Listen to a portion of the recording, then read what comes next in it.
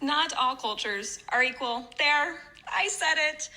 Guess what? All people are created equal under the eyes of God and the law, but not all cultures are equal. Fact.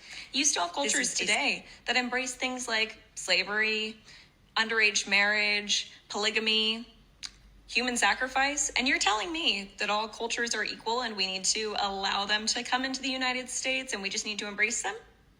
No. To be completely eroded. These people are coming here, they're not assimilating, and then they're outbreeding us in our own country.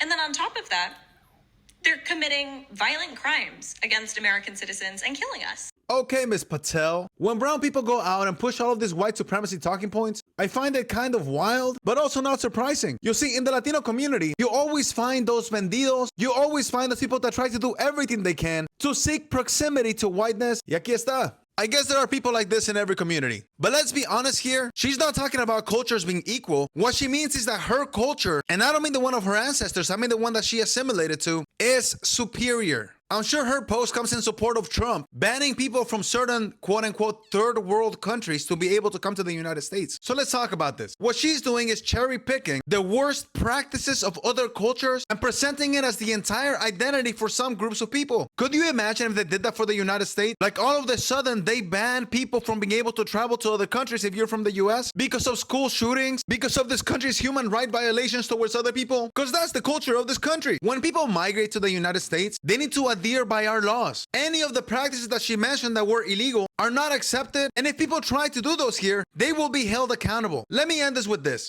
All cultures can be different, they are not the same, but all people are entitled to respect, due process, and a fair chance to seek a safe place to live. I think what she's doing here, weaponizing culture to justify discrimination, is gross and disgusting. What Ms. Patel is doing here is seeking acceptance, and that's why she's adopting this anti-immigrant rhetoric. She does not care about protecting civilization. She's seeking to protect her own status by pulling the ladder behind her. That's my perspective though, familia. Let me know, what do you all think about this and what did I miss? And to Ms. Patel or any person, really anybody that wants to talk about this, I go live every day on the Clock app at around 5 p.m. Pacific Standard Time. Come defend your trash opinion. Creo que les da miedo.